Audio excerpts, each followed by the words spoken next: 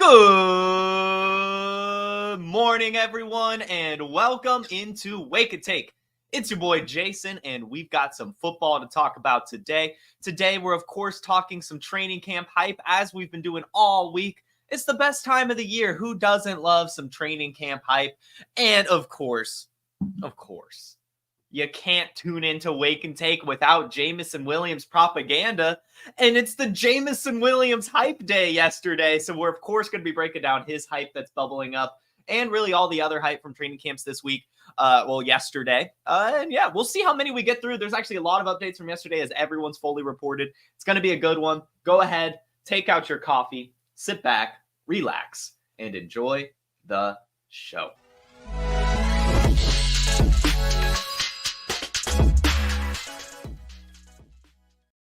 All right, everyone. Sorry for making your coffee cold, GT. My internet wasn't working. I'm running behind a general this morning. Crazy week here at the Allwine household. As you'll know, got engaged over the weekend. And then when we got back from our trip, my now fiance's check engine light came on. So we took it to the shop, completely basically totaled. It is in shit condition. So now we're doing the whole used car shopping thing.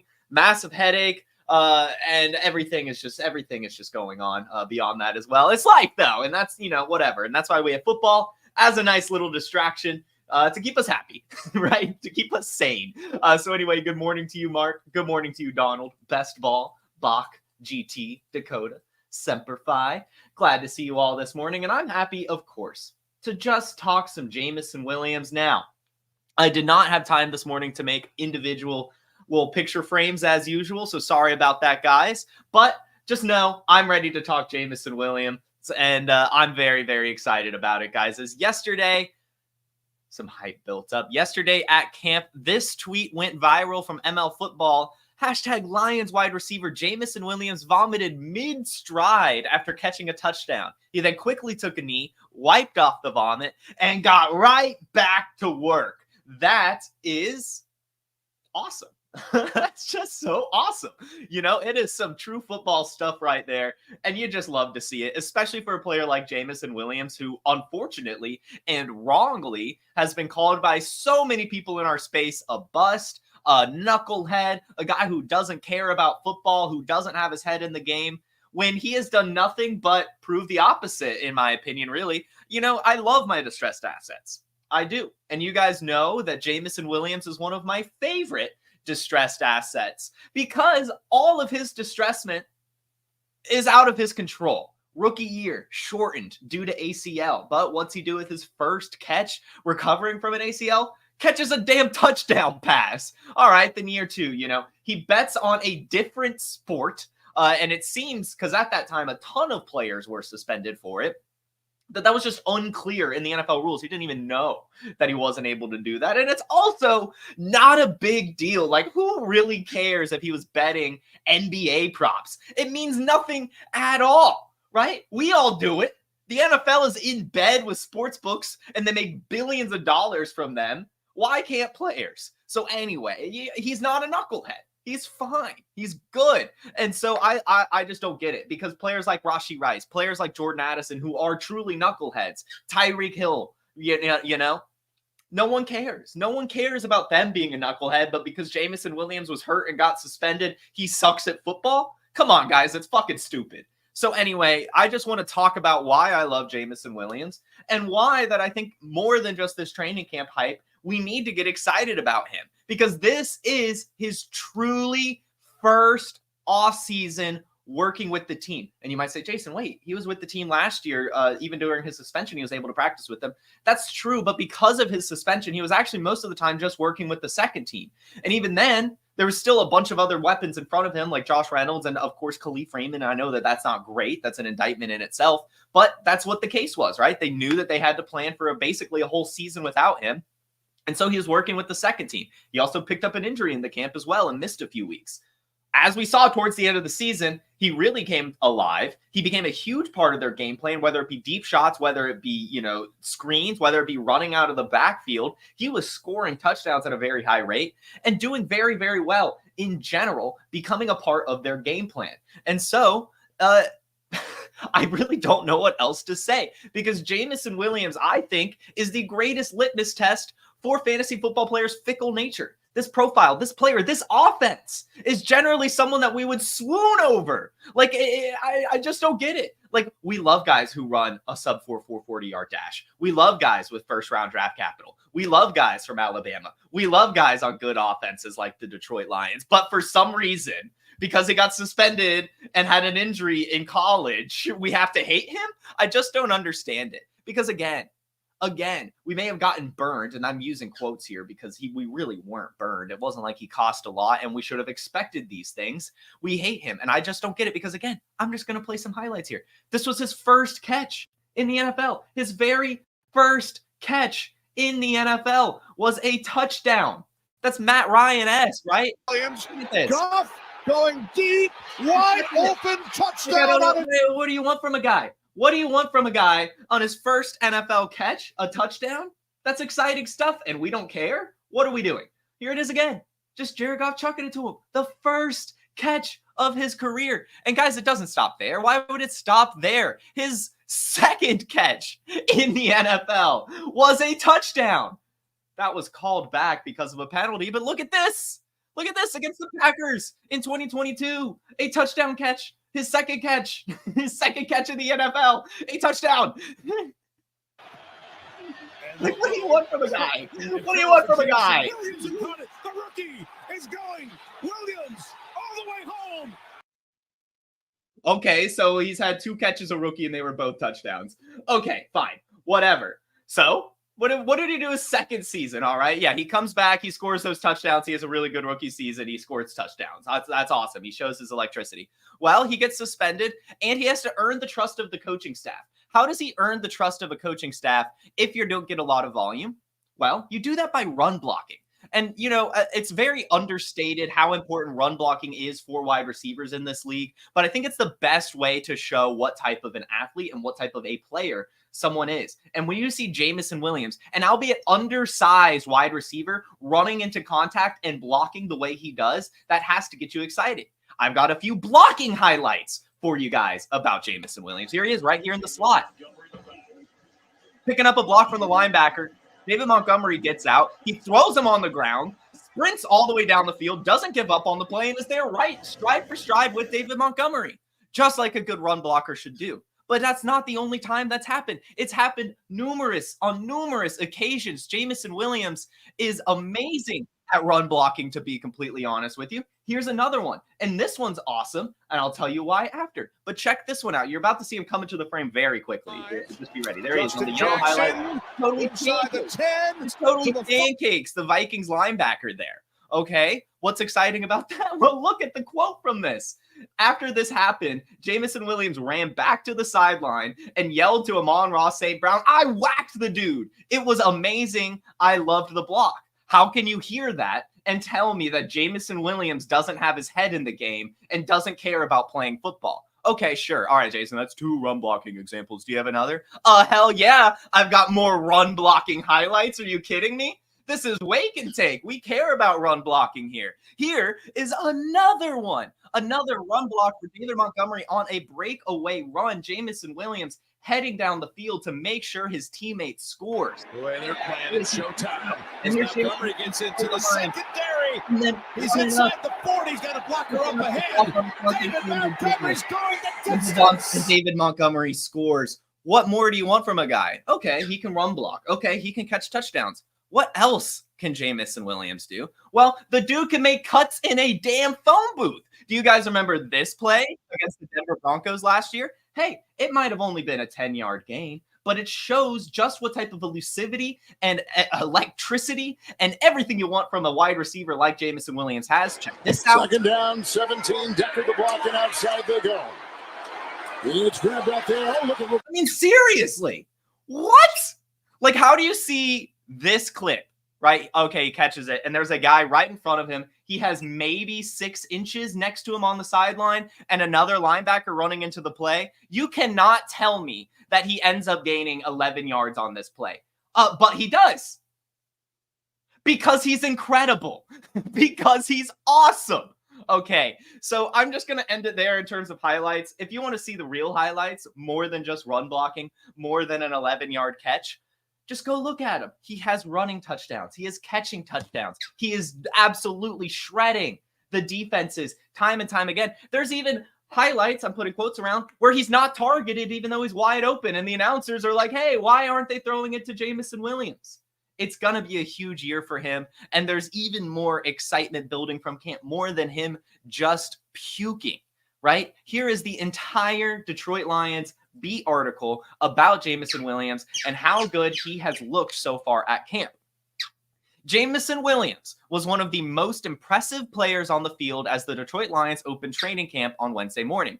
Williams didn't have any drops, looked smooth, strong, confident, and at times was simply unstoppable. First few plays, touchdown. Lions wide receiver Amon-Ra St. Brown marveled while talking about Williams. We all know he's fast. He just looks more comfortable. He looks like he's done this before. He looks like he knows what to expect.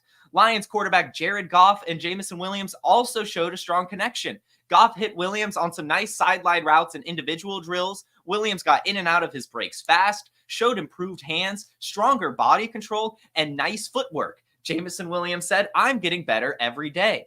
Facing the defense, Goff hit Williams on a beautiful post pattern for a touchdown. Williams simply split the defensive backs and blew the top off the defense. The biggest thing I'd probably say is confidence, running back David Montgomery said. He was doing special things in college, but to see him here in person from the first year that I was here to now, it's a big improvement. And his body's changed too. The only thing to slow Williams down, his stomach. After catching a long touchdown pass, he lost his cookies and breakfast. But this doesn't appear to be a player who had to vomit in the middle of practice for being out of shape. No. This looked like someone who was working so hard, playing with so much intensity, running all around the field, excited for the first practice and a significantly new and improved role that it got the better of him. Another lesson learned. He's not that young rookie anymore, St. Brown said. He's been here for a few years. Every year he gets more comfortable. And I know I've been saying this every year, but I think he's gotten better every year. And I think this year is going to be huge for him. And guys, great news, because highlights exist. We're in the age of social media here. So you want to see him blow the top off the defense at training camp? Do you want to see that deep screen post pattern caught by Jared Goff, thrown by Jared Goff, whatever, caught by Jameson Williams, thrown by Jared Goff? Check it out. There he is. Oh, he's burning him, and he catches it in stride, and he goes. What do you want? That's Jameson Williams. That's Jameson Williams right there. Okay. All right. What about just some, practice work? How's he looking just running routes in general? How about that? Jason, what do you got for that? Well, how about this? How about he looks like an incredible route runner right now? And Nick Baumgardner says that he looks like a different player right now. He has better body control, more explosive in the air and near the sideline, and he didn't have a single drop. Check it out. Here's him just running some drills, doing some routes with Nick Baumgardner's tweet over it. There we go. Nice cut. Catch on the sideline. Okay, there he is. Great breakout of the route. Little route run. Perfect catch on the sideline and a spin. Another one. Great cut over the middle. Good catch in hands. Great explosiveness after the catch. Jameson Williams is ready to break out, guys. And I have been waiting for some true news to hit for me to get this excited about it. But it's going to be incredible, especially as this guy says over here, for best ball, of course. But I think in general, I am truly over the moon for Jameson Williams. You can go to Player Profiler even. How about I do that? Why don't we go to the Player Profiler Twitter? As you guys know, I run the social media for us, along with some other fantastic staff members here at Player Profiler. And yesterday's, stat of the day, we, post a little bit of a stat here. We talked about Jameson Williams and how he was actually pretty damn good last year, understatedly. So here you go. Check this out. I'll share my screen, show you this tweet because it's a fun one to me. So, is he ready to break out? Last year, he had just 41 targets, brought in 24 of them for 354 yards and 2 touchdowns. That, of course, does not include his incredible playoff run. But with only 354 yards, with only 41 targets. He was second in the league in contested catch rate. He was fifth in average depth of target. He was 11th in target quality and 28th in fantasy points per target. And there are now 64 vacated targets on this offense with Josh Reynolds heading to Denver. Jameson Williams has potential for at least 100 targets this year and probably more given how explosive this guy is. He's going to be the wide receiver too, and he fits perfectly in this offense. Sam Laporta and Amon-Ra St. Brown can do whatever the hell they want over the middle. Jahmyr Gibbs can do whatever the hell he wants out of the backfield. Jameson Williams has more of a complete route tree than people give him credit for. Sure, he's going to be spreading the defenses, of course. That's what he's going to do. He's going to be running sprints. But the guy is very, very good in intermediate routes as well. We saw he is really good at cutting and route running in some of those drills. To have the second highest contested catch rate at his size is incredible. And you see it. You can watch his highlights, those deep shots. He's underthrown time and time again because Jared Goff and him aren't on the same page because they haven't been able to practice together a ton due to things out of his control. Again, now they have this offseason together. He's practicing with the first team. He has more time under his belt with Jared Goff. You've seen him time and time again break away, whether it be running, whether it be catching, anything. The guy has shown us his explosiveness and we don't care. What are we doing? What are we doing? Just draft Jameson Williams and thank me later. It's going to be incredible. It's going to be fun. And we love it. We love it. Let's go, J-Mo. The breakout is upon us, guys. I will puke live on camera. If he scores a touchdown in week 1. I'll tell you that right now. Everyone hold it to me. Hold me to it. Record this. I'll figure out how to puke. I'll pull the trigger. I'll do whatever just to prove my love for J-Mo. Once he scores a touchdown week 1, it's going to be incredible. I'm so excited for this season, guys. There's so many things. I'm just ready. It's going to be fun. So anyway, that's my 17 minutes. 17 minutes talking about Jameson Williams all by myself. Thank you for listening to my Jameson Williams monologue. I had no idea I had it in me, but apparently I've been waiting for that one. I love J-Mo. So anyway, before we get into some more training camp news, we're going to probably fly through some stories here, and I'll save some to talk about tomorrow as well. Why don't we hear a little bit about this draft kit that's going on right now? If I can find that ad. Here we go. Hey, it's the Podfather. I have great news. The draft kit is live. It is world famous. Why? Because it is the best resource for winning fantasy football championships that exists. There are rankings and cheat sheets for every format you can imagine. We have projections both at the team level and the player level. And wherever you are, you can click on a player, open them up, and see in-depth written analysis about what to expect in fantasy football from that player this year. And then you can click on the team and you can get even more in-depth analysis, all the drivers of fantasy production, both in a positive and negative direction for that team, including a signature trend. And the graphics are incredible. So these team insights, they give you the team level projections, the vacated targets, the vacated air yards. And we added a bunch of features. I mean, individual cheat sheets for Theo and Billy and Dario. So you could take your favorite analyst and download their personal draft cheat sheet. And then in the commissioners section, Memphis Young lays out everything you need to know to manage a league, the best minds in the industry contributing analysis. It's certainly not the most inexpensive draft kit on the market, but it is the best. PlayerProfiler.com/draft kit, PlayerProfiler.com/draft kit. Go get it. Go get that draft kit. Unfortunately, I was not allowed to talk Jameson Williams for the draft kit, but I do still have some good videos and analysis on some other great players, so go check that out. I think it was, no, they didn't let me talk Brandon Ayuk either. I was too negative about Brandon Ayuk. Yeah, it is what it is, but Josh Palmer, I think we got some Jerome Ford action up in there. I think I did JJ McCarthy. There were a few other players. Either way, the draft kit's incredible. Really, really great stuff from everyone, really. I mean, 300 players are analyzed in this thing with tons of other stuff. So highly recommend that draft kit. It really, really is incredible.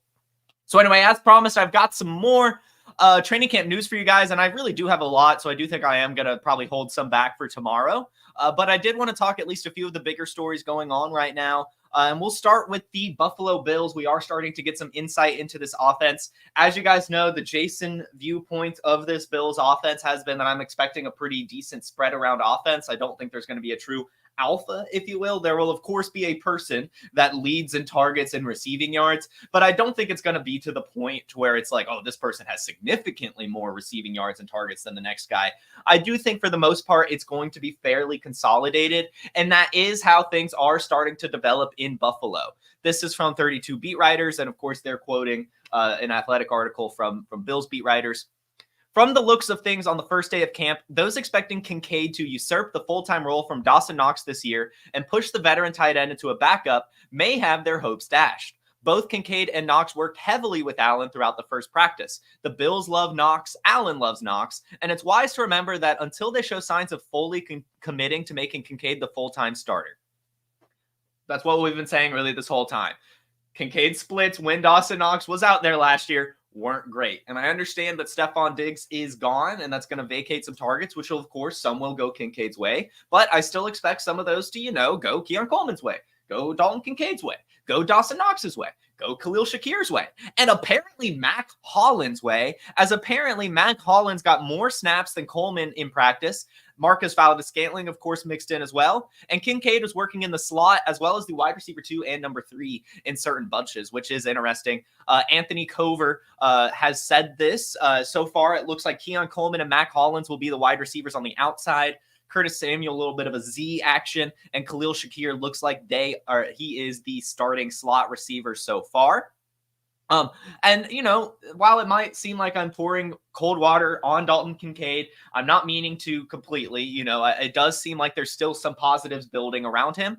It's just one day of training camp, but both Keon Coleman and Dalton Kincaid, perhaps the two most important members of the Bills passing game, are already starting to shine. So while he may not be pushing aside Dawson Knox for that starting tight end role, he is still, one of the focal points. And that's just what I want to bring home.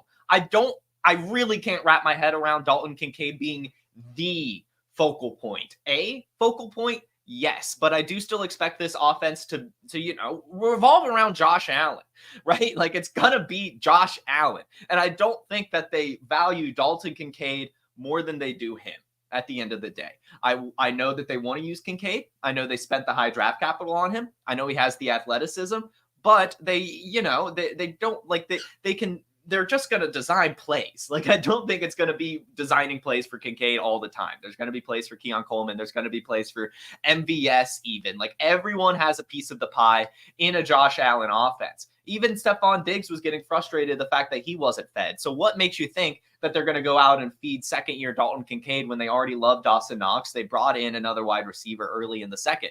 They want to just spread the ball around like the Chiefs did last year. It led to success for them. And I just think everyone's going to get a piece of the pie, and that's fine.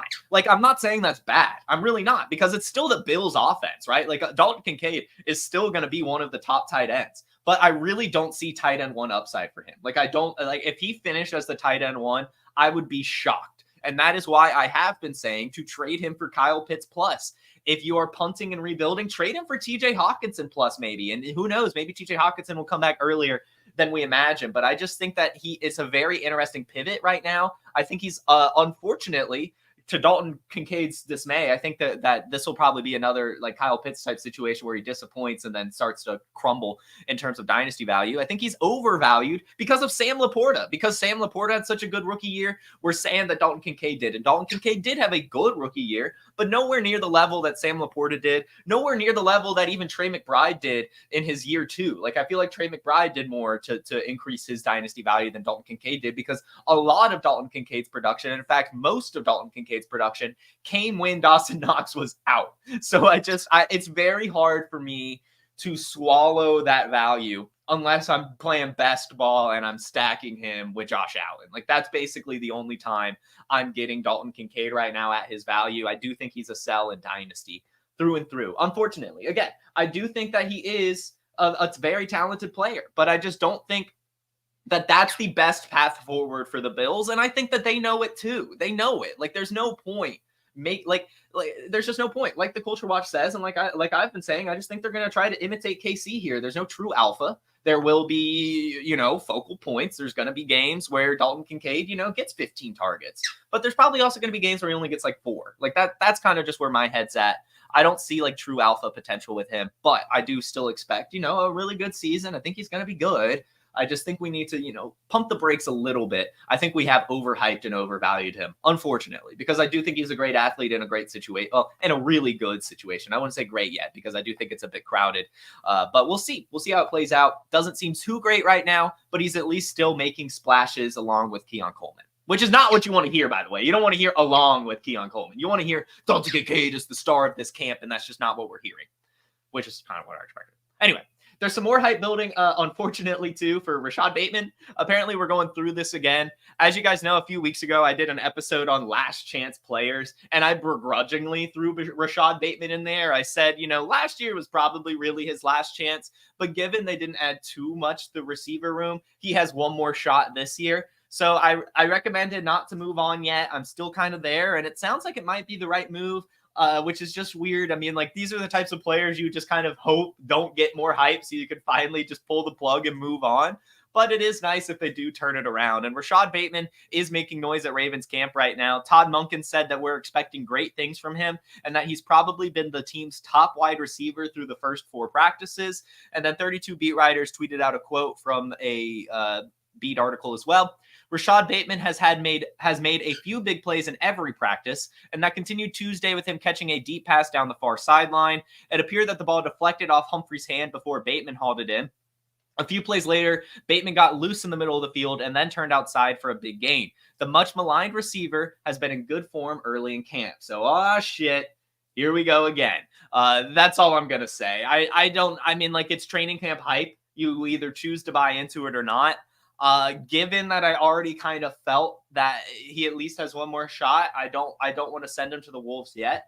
And I'll buy into this hype at least a little bit. But again, when I talked about him on the last chance players, it's a very short leash. Like if you are choosing to hold on to Rashad Bateman, do it for like 2-3 weeks. I think it'll be very, very clear early if he is back, if he is actually a focal point of this offense. But I doubt it. I still expect it to be Mark Andrews and Zay Flowers, and then maybe him, Isaiah Likely, Devontae Walker kind of all coming together to fill out the rest of that team. But it's just good news to hear that he's doing well, keeping his roster spot. That's at least what you want to hear. We'll see how it develops. But again, if you are holding on to him, just keep him on a short leash. You can probably drop him by like week 4 if he doesn't actually break out. Back to the Chiefs training camp as well, just in the running back room. I just want to bring home the point again. Deneric Prince is still the running back 2 right now, coming in behind Pacheco and ahead of Clyde Edwards-Helaire. Kadarius Toney is still getting first-team running back reps with the team, while Louis Rees-Sammet is still getting second-team reps right now. But it is now a release that LRZ is getting the kick return duties and doing kickoff duties right now. We'll see how that develops. That's something that we talked about a few weeks ago in, I believe, the voluntary camps. He was working alongside Justin Reed, I believe, for the kicking duties. We probably knew he was going to get kick return. It's cool to see that he could get kicking duties as well. Won't be like field goal attempts, but just kickoffs, which will lead to tackles if you have IDP scoring.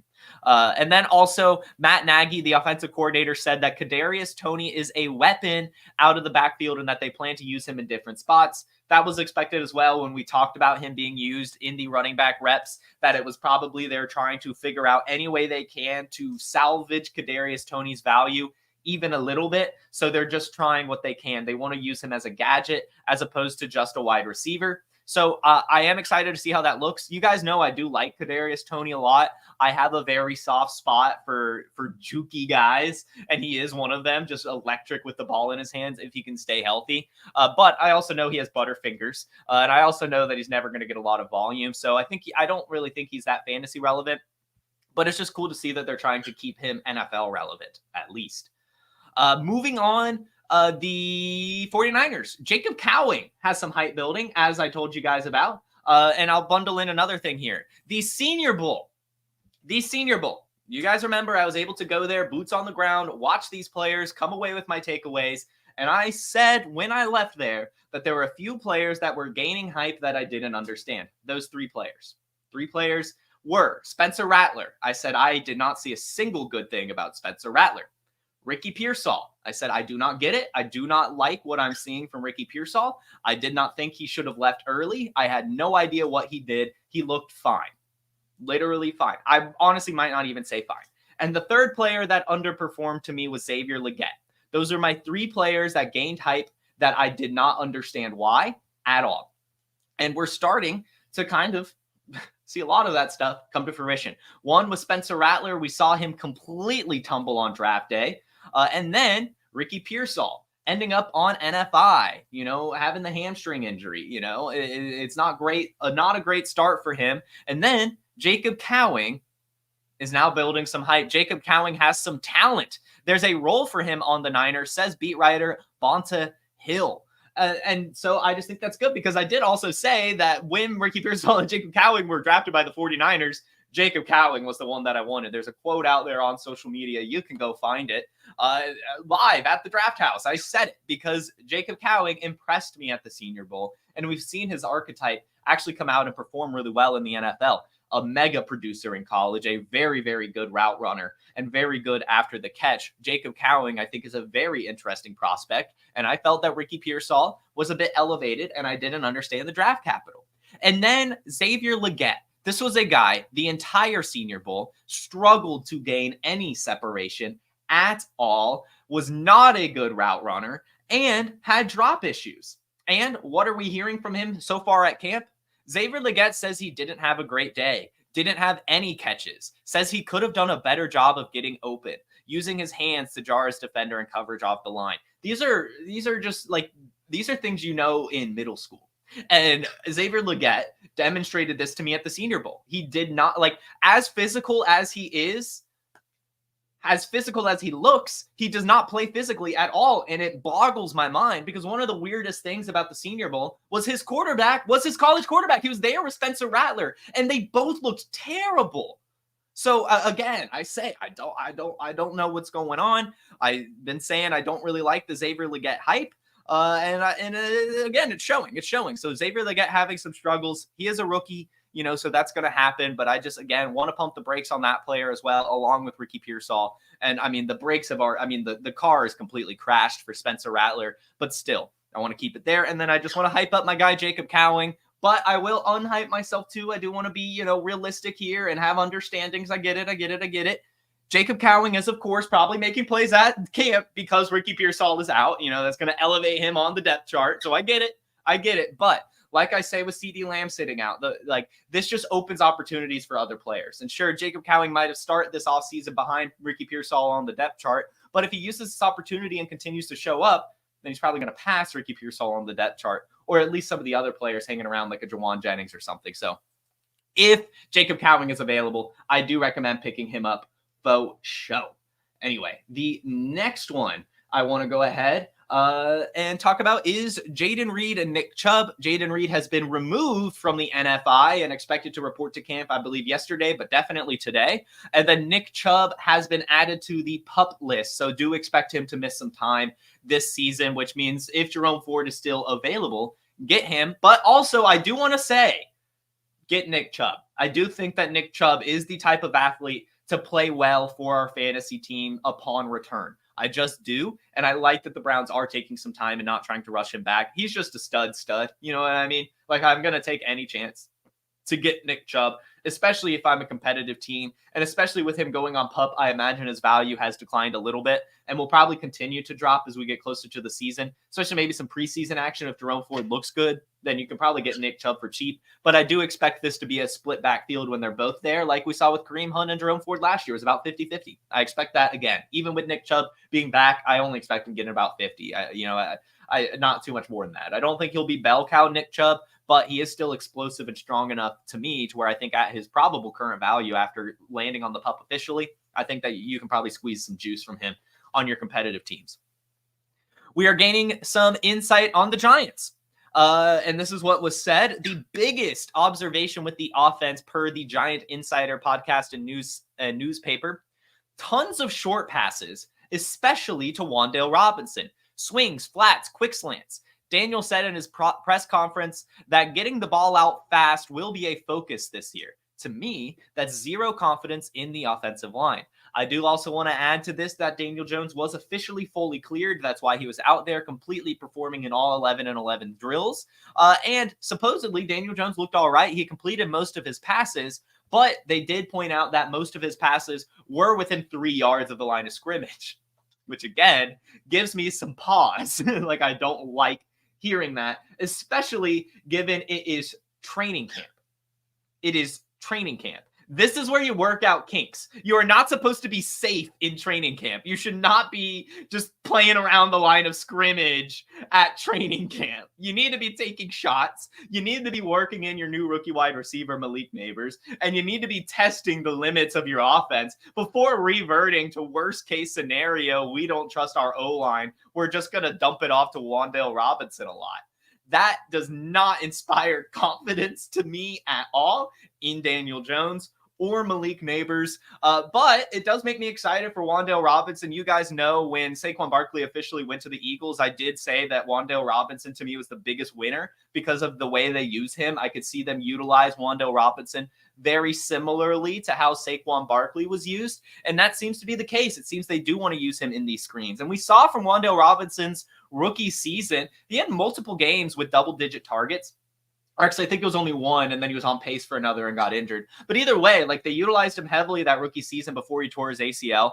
Last year was just recovering. But I think this year, fully healthy, he should be good. And we liked him a lot. Like, this was a profile we liked, and he looked pretty good in his limited action. And if he is getting, 8 to 12 targets a game, even if they're below the line of scrimmage or near it, that's still really, really good for PPR leagues. And he's probably still going to be pretty decent after the catch. So I do like taking some shots on Wan'Dale, especially given he's free, right? So that's pretty cool to hear. But again, I say, I do want you to, if you have the room, stash Drew Lock. And then to another thing, I do not truly believe in Malik Neighbors. It's tough because his value is not that bad. Like, it's probably worth the risk, but I'm a little timid for rookie season Malik Neighbors. I do think he'll be fine. Like, he's an absolute star, incredible. But I do not think the stars are aligning for a breakout rookie season, in my opinion. Just the quarterback situation, the bad offensive line, just the curse of the Giants in general. I find it hard to believe. But we'll see how it goes. Obviously an incredible athlete. But if they are only going to play around the line of scrimmage and not test their limits, that does not bode well for a rookie breakout for Malik Neighbors. Talk about the unhype, the fade of Xavier Legette, if you will. It is the exact opposite for Deontay Johnson. Dave Canales came out and said, as we build our offense, we really try to feature someone. And for us right now, where is Deontay Johnson at? And then 32 beat writers went out and said, it is beginning to appear that Bryce Young to Deontay Johnson is going to be a thing. The quarterback and the traded for wideout connected several times during Wednesday's practice. This had pretty much been the expected case all offseason when we saw the trade go in for Deontay Johnson. Pretty much everyone was saying that Deontay Johnson was going to be the focal point of this offense. Not going to lie, I haven't really been able to find myself to get there. I still don't want to pay up for a Panthers wide receiver right now. I want Bryce Young to prove it first because, yeah, sure, Bryce Young and Deontay Johnson are connecting, and he's probably going to be the first read and focal point wide receiver. But if this passing offense isn't good and the team isn't good, then that's really not going to mean a ton at the end of the day. Because Adam Thielen is still there, Chuba Hubbard catches passes out of the backfield. They got a new rookie tight end in Jatavian Sanders, right? They've got DJ Chark going into year 2. And they did, of course, spend that high draft capital on Xavier Legette as well. So they're going to want to give him the ball. I think that Deontay Johnson is probably worth the buy, but I do think it's like one of those players that's fairly valued just because of the risk attained. And I don't know, even if he does like break out and become the guy, how much further he can go, because we're talking about some really damn good wide receivers in the same range as him. So it's going to be tough for him to gain much value, in my opinion. But I do think it's going to be a really good season. I just, sometimes, like I said, with the Denver Broncos backfield, for example, sometimes I think the wait and see approach is fine. Like, prove it to me first, and then I'll pay, the slightly extra price once it's actually happened. Sometimes it's okay to lose a trade and not get maximum value for the certainty. And that's the way I'm kind of looking at this Deontay Johnson thing. Like, it sounds good, but there's also still a world where Bryce Young hasn't improved. This offensive line still sucks. and they struggle to get into high-scoring contests. Like, those are my main concerns. I do think that Deontay Johnson is a really good separator. We've seen it time and time again. He's a pretty damn good wide receiver. I want to see the Panthers offense prove it to me first, and then I think I'll swoop in and get him once he proves it, because I don't think his value is going to go up that much, and that's kind of just where I'm at with it, which is fine. But yeah. Next up, we've got some Javonte Williams news. Javonte Williams' demise has been completely overstated. As we know, last week and really all offseason, just tons of reports. Oh, Javonte Williams is on the bubble. They're going to release him. Samaje Perine's going to beat him out for the final roster spot. And I kept saying, guys, there's no way. There's absolutely no way. Like, maybe, sure, Samaje Perine, the coaching staff likes him, but this is the final year of his rookie contract. Last year, he was less than 100%. And it's a crowd, like they like the guys behind him, Audric Estime, Jaleel McLaughlin, don't have anywhere near the draft capital. They were more than likely going to give Javonte Williams another shot. And, well, it seems like they're thankful that they did, as the big news from Broncos camp. Well, there's two big news from Broncos camp, but one of them is that Javonte Williams looks really good. Sean Payton mentioned that he dropped weight, and it was actually, he's playing at the weight that Sean Payton recommended him to because he was watching college film. And they also went on to say that Williams had the sharpest cuts and best burst he's shown since the new knee injury. One day, but a very good day per Andrew Mason. So far, Javonte Williams looks good and is probably getting that final running back roster spot pretty much as expected. And then the other player gaining some hype here in Denver, as talked about yesterday, so this is just awesome. It is Greg Dulcich. Greg Dulcich right now is really popping off at Denver camp. Zach Stevens said Greg Dulcich was one of the stories of the first day of Broncos camp in a great way. He was fast, explosive, healthy, and the receiving threat the team hopes he can be. Dulcich had a 15-yard catch from Bo Nix in 7-on-7, then exploded downfield after a catch from Stidham in team. Sean Payton said Greg Dulcich looked good, and it was great to see him at practice. All but the black socks. Those looked a little awkward. So, Greg Dulcich, as I said, right, yesterday, we talked about it. I don't really believe that Adam Troutman is a receiving threat, that we have to believe that Greg Dulcich can come back this season and stay healthy because he is the truly athletic player in. And I do just want to show, it's only a 3-second clip, but I might as well show you. Here is him running one of those drills, showing that explosiveness that was mentioned in that tweet from Zach Stevens. I mean, nothing too much there, but it's just nice to see some clips here and there. And it's just great to get some confirmation bias, as Greg Dulcich is just an incredible value right now. And I think it's weird because we loved him his rookie season. Like, he came out, played really well, had some spike weeks, but of course had the injury bug. But he's still young, still under the rookie contract, and not in a very crowded tight end room. So I do think that Greg Dulcich is a decent buy right now. And it's just cool to see that he is breaking out, which is really nice given that, he's super cheap and it's the tight end position to where, you need some help, and any help you can get, especially for a bench flyer with some upside like Greg Dulcich, you might as well take that swing. Bengals hype. Yesterday, we ended yesterday's show talking about how I believe we need to be taking shots on Mike Gesicki and Chase Brown because of their athleticism. Well, Jeremy Rauch of Fox 19 said, camp observation, Joe Burrow is looking for Mike Gesicki early and often. That's as expected. Tyler Boyd is gone, so they need a big slot, right? Like, they need someone over the middle. And Mike Gesicki is extremely athletic, has the big body, and actually has some decent seasons under his belt, but has never really had the right offense or the right quarterback. Well, now he has landed in a really good spot, and I do believe that the Bengals will be able to utilize him well. We saw last year Tanner Hudson was a waiver wire darling. The year before that, Hayden Hurst was at least usable. And the year before that, CJ Uzomah was at least usable. And those are guys that are not athletic. And those are guys that were playing with Tyler Boyd. Tyler Boyd is gone now, and Mike Gesicki actually is athletic. So right now is like the tight end 29 or something crazy like that. You should definitely be getting some Mike Gesicki. He gives me Evan Ingram. Right? Like, Evan Ingram, he of course did break out his rookie season, but it was like, it didn't really count to a lot of people because then he sucked until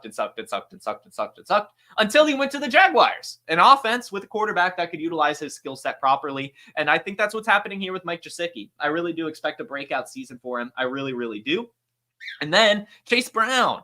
As practice gets underway with some drills, Chase Brown is going through warm-ups with the wide receivers. He's obviously a running back, but the improved hands and route running was one of the stories of the offseason. And this is what we talked about. The Bengals would not have moved on from Joe Mixon if they did not feel comfortable in their running back room, and especially with a pass-catching running back. At that time, it was Chase Brown. And what they do, they didn't really address running back at all. All they did was bring in body Zach Moss. So Chase Brown, again, I think his athleticism and pass catching prowess makes him a very, very valuable running back for PPR leagues, half PPR leagues, and probably even our standard leagues, as he is a Cincinnati Bengals running back. That offense is conducive to fantasy points. And so Chase Brown is going to be really good this year. And I'm sure Zach Moss could be really good too. But the one you want is Chase Brown. You want the athletic one. You want the pass catching one. You want the one that hasn't been on a bunch of different teams and shipped out. The Colts chose to have Trey Sermon as their backup as opposed to just bringing Zach Moss back on a discount. Think about that. Think about that. They wanted Trey Sermon over Zach Moss. So why would we be worried about Zach Moss at all? I don't care if he had a good season last year in Jonathan Taylor's absence. It's a really, really good offensive line and scheme. It's conducive to running back success. Let's go ahead and get excited about Chase Brown here. And also, T. Higgins has said that Jermaine Burton is killing it at camp as well. So maybe there's some credence there, but I don't know. I'm not buying the Jermaine Burton hype yet. That's another player. I want to see it happen first because I do like Andre Yosevich. And again, I believe that Mike Gesicki is going to be third in targets on this team. So maybe Jermaine Burton for year two. But I just think T. Higgins and Jamar Chase, Gesicki, Chase Brown, like I think that's the plan here for the Bengals. 45 minutes. Let's blast through this. Jalen Polk seems to have the early trust of the coaching staff. He was one of the first wide receivers on the field in 11-on-11s and spent time with the projected top offense. Those chances came with a couple of catches, and the second-round pick already looks comfortable running routes in an NFL offense, something that stood out about him in the spring. So that's awesome. Great news for Jalen Polk owners. Again, my only take on the Patriots offense is similar to the Bills. I don't think there will be a alpha. And really, if it is, I do think it'll be Javon Baker. But Jacoby Brissett is a game manager. So I think it's going to be spread around. And so I don't know, at least as a rookie season, I'm not expecting a huge year from Jalen Polk. I'm expecting some pretty good years from a lot of the bodies here. Demario Douglas, Jalen Polk, Kendrick Bourne, Javon Baker, and maybe Tyquan Thornton. But I think Tyquan Thornton more so if Drake May comes out. But yeah, that's kind of the thing. Jalen Polk looking good, already kind of earned first team roster spot. That's the good news there. So anyway, next, Saquon Barkley was heavily involved in the passing game and probably had more receptions than anyone on the team. He lined up all over the formation. The Eagles ran some speed option drills with Hurts and Barkley to open practice.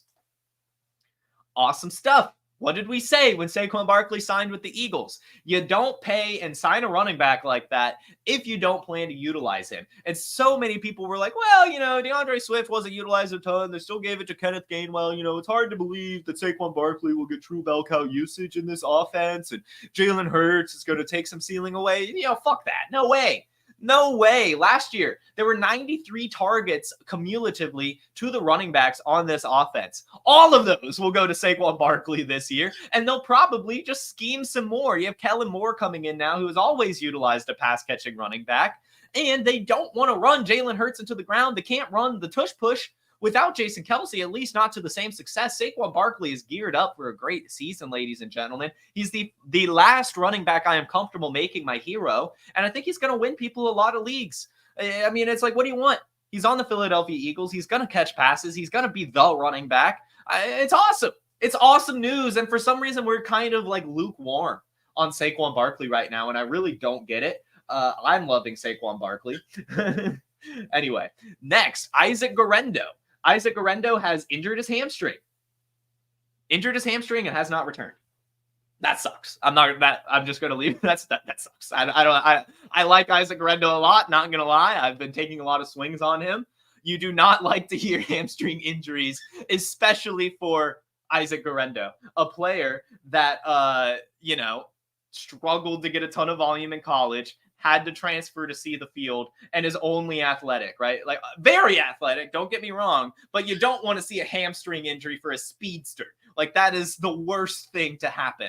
And so hopefully it's not a major hamstring injury. He was not able to return to practice. There have not been any other updates on it.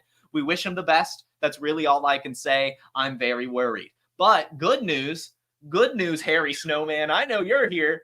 Cody Schrader. That's pretty good news. If stuff is going wrong for Isaac Guerrero, that does, of course, open the door for Cody Schrader. We know for a fact that Elijah Mitchell can't stay healthy. So why not take some swings on Schrader, the shredder, if you will? He can catch passes. He was a mega producer at the SEC, and he's probably Christian McCaffrey's replacement plan. Get some Cody Schrader on your taxi squad. Holy shit, I still got a lot of news. My God. Okay. Quentin Johnston. There's some hype building up for Quentin Johnston. I'll tell you what the hype is, and then I'll give you my take. Both Justin Herbert and Jim Harbaugh have said that he got a bad rap, and they expect big things. Chargers head coach on wide receiver Quentin Johnston, I think he got a bad rap. I look at some of the clips coming out of training camp last year. In somebody's mind, he's been a disappointment. In my eyes, he hasn't. And he says he's been getting stronger with the wide receiver coach. Justin Herbert, of course, kind of backed him up as well. And so this is all I'm going to say about Quentin Johnston. I do believe he will have a better season this year. And the only reason I believe that is because Jim Harbaugh is not a dumbass, right? Like Brandon Staley, Kellen Moore, they did not utilize Quentin Johnston properly. They tried to shoehorn him into the Mike Williams role, and that is not the wide receiver he is. What I've been saying since Jim Harbaugh was drafted by the Chargers was the fact that Jim Harbaugh actually went up against Quentin Johnston at TCU, and Quentin Johnston's probably best play of his entire collegiate career was in that game, and it was a screen that he housed. And so I do believe that Jim Harbaugh has that burned into his memory. You know, his first college football playoff appearance embarrassed by TCU and Quentin Johnston. So I'm expecting at least proper usage. And that, to me, just means some screens here and there, some intermediate routes here and there that he can potentially house. However, I do firmly expect Quentin Johnston to, unfortunately, be one of those wide receivers that is a roster clogger.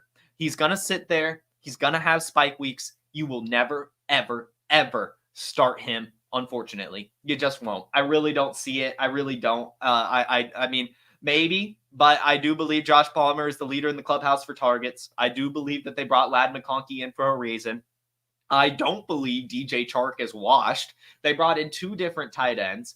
The only thing that makes sense for Quentin Johnston is the fact that they don't really have a receiving running back. And that's why I, again, think there'll be some screens, maybe some jet sweeps and stuff, like creative plays for him. I just don't really think that, you know, he's going to be someone that you're comfortable starting unless you're in some of those deeper leagues, or it's like, oh, they're playing the Chiefs, you know, like that's probably the only time. But either way, hype building. And I think the best thing that we can say about this is he'll be properly utilized. What that ends up becoming, we are yet to find out. Again, you could listen to the Podfather time and time again. He has seen this archetype. He's broken down for us a ton of times. This is a bust in his eyes. I honestly trust him there, but I at least think that he'll be okay. Like, I still love Justin Herbert. I do think Jim Harbaugh can designate some plays for him, but I don't really think he's going to be someone that you're like, oh, yeah, I'll throw him in my flex. I don't know about that. I think that there'll eventually be some better options, unfortunately, just because, you know, he's not a wide receiver. He's just not. And we saw it last year. And, you know, that's just what it is. Anyway, next up, we have Aiden O'Connell. Just real quickly, he is starting with the first team. We'll see how that develops. You guys know I'm still defending Gardner Minshew. I will die on the hill, so I don't want to talk about it anymore. I will just be wrong if I have to. I'll admit it if I'm wrong. But for now, I'm just going to skim through it and say that Aiden O'Connell is practicing with the first team, and I will die on the Gardner Minshew hill. Next, Alvin Kamara reportedly looks as good as always, if not better. And guys, even better news, Kendre Miller left early. And also, this is what head coach Allen had to say about Kendre Miller. Look, that's a player that's going to have to figure out how to stay healthy because it's hard to make the team from the trading room. That is a screaming indictment. That is screaming frustration from the head coach, and absolutely not what you want to hear about a player that we were all pegging for a year 2 breakout season. Really good news for Alvin Kamara owners, of course, as we're looking for that swan song season from him. But awful news for awful news for Kendra Miller. For your coach to say it's hard to make the team from the training room, like that's about as mean as you could get. I think that's about as mean as you can get as a head coach, without being like outright disrespectful. And even then, pretty disrespectful. So anyway, we'll keep our eye on that. Kendra Miller leaving early with an injury, and his head coach mad at him. We'll see how that develops. Stay tuned for more updates at 5. Next, Brandon Ayuk. Brandon Ayuk is holding in officially as expected. He has shown up to camp, but he is not wearing his uniform, and he is just watching the festivities from the sideline. Another thing that's just, we're going to have to wait for a conclusion, really. There's not anything else I can add for this thing. I'll just say again, my take is still more than likely they keep the band together this season, and Deebo Samuel is gone next year. But, if Brandon Ayuk continues to play pissy pants here, we could see a move. Is more like every day, I feel like it moves like 0.5% into the Brandon Ayuk traded direction. But for now, I'm still on the, I think that they keep the band together. This was a team that was just in the Super Bowl. I doubt they want to lose any big pieces of that, especially since without Brandon Ayuk's incredible catch against the Lions, they're probably not even in the Super Bowl. So anyway, that's that. And I believe the last thing I have for you, we somehow made it, just is going to go ahead and give me some more confirmation bias here. As you guys know, I do not like Garrett Wilson's value. I never have. I think he's one of the most overvalued wide receivers in the entire league. And I do not want to be buying into him at all at his current price tag. At all. And, well, Jets beat reporters, Aaron Rodgers' connection with Garrett Wilson has been a work in progress. Yikes. Okay, well, what else can we say about that? Aaron Rodgers in red zone, 11 on 11. Complete screen to Garrett Wilson. Incomplete pass to Xavier Gibson. Incomplete pass to Xavier Gibson. Incomplete pass to Garrett Wilson. Okay, well, what about some more? Okay, Aaron Rodgers' first pass back at training camp was to Alan Lazard. Oh, no. Alan Lazard got a leaping touchdown catch from Aaron Rodgers to end practice? Oh, no. Alan Lazard? We're getting Alan Lazard hype? And Garrett Wilson's connection is a work in progress? Oh, man. This is what... Did we really expect Aaron Rodgers to forget about Alan Lazard? Come on now. Come on.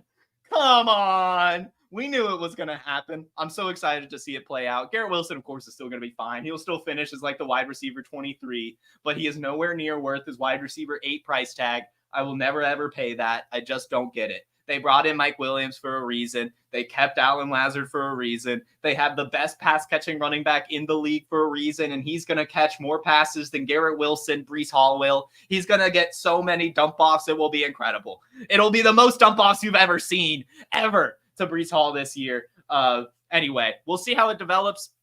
I mean, things are probably fine. Again, Garrett Wilson's still one of the more talented wide receivers in the league. It's just not a great situation. And Aaron Rodgers, of course he fed the ball to Devontae Adams because he was Devontae Adams. But for the most part in his career, he has spread it around a lot. And, he does feature his tight end. So I think Tyler Conklin's a value. And I think Alan Lazard's a very, very interesting play right now, given he's like, wide receiver, like 136 or something like that. And it's also important to note Xavier Gibson standing out because he is, of course, on special teams. But to see him get just as many targets as Garrett Wilson makes you pretty excited, especially given the fact that Mike Williams is still out with his injury. That opens the door for some more opportunities for these other wide receivers. But then, of course, it is important to note that Mike Williams will be back, and we've got to somehow shoehorn those targets into the offense as well. Again, I say the only Jet worth drafting is Breece Hall. And apparently now Alan Lazard and Tyler Conklin. But for the most part, it's Breece Hall because he's going to win leagues and he's going to catch 3,000 passes this year because Aaron Rodgers can't step into passes. His Achilles is fucked.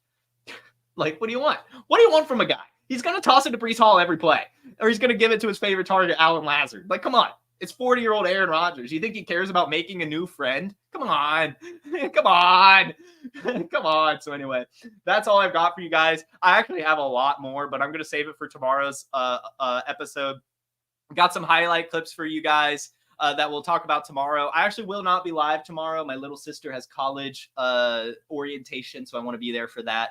But I will be recording an episode showing some highlights, breaking down some of the training camp stuff from today. I'll go ahead and glance over some. Jermaine Burton's looking good. Sam Darnold is looking good, apparently. And there's some other fun ones as well.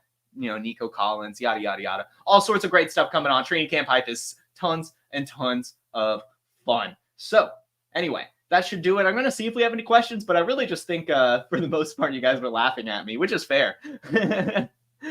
Which is fair. Today will forever be known as the JMO Vomit Day. Yeah, you guys do have to hold me to it. If he scores a touchdown week 1, I do want to see that clip come back on my timeline. I will throw up live on this show. I will do it. Boo, boo, boo. Someone sent me a trade. I got Metcalf for Brissett, Troy Franklin, and wow. Yeah, you broke your finger smashing accept. I don't blame you. I might have broken my whole fist. What a trade. And I like Troy Franklin, but that's awesome. Great stuff there. Yeah, literally, I don't think there's any questions. Yeah, cool. Yeah. That's a good point, Plumber. Maybe Goff is underthrowing JMO because he doesn't have the strongest arm. Maybe. But JMO is at least tracking it. You see it. In all the highlights, he stops, looks back, and catches it while falling. So hopefully Jared Goff works on his arm strength, or Jameson Williams gets a little slower. I don't know. But yeah, again, Jameson Williams going crazy this year. To the moon.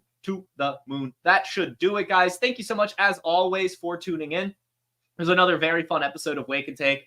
And there will be an episode tomorrow. Again, I won't be live, but still tune in and have fun with me. It'll be a good episode. You all have a terrific Thursday, a wonderful rest of your week. Enjoy your Friday, enjoy your weekend, and I'll see you all live again on Monday, but I'll be here fake live tomorrow as well. So tune in tomorrow at 10 a.m., Monday also at 10 a.m. Hit that like button, hit that subscribe button, check out the podcast via link in description, and have a good one.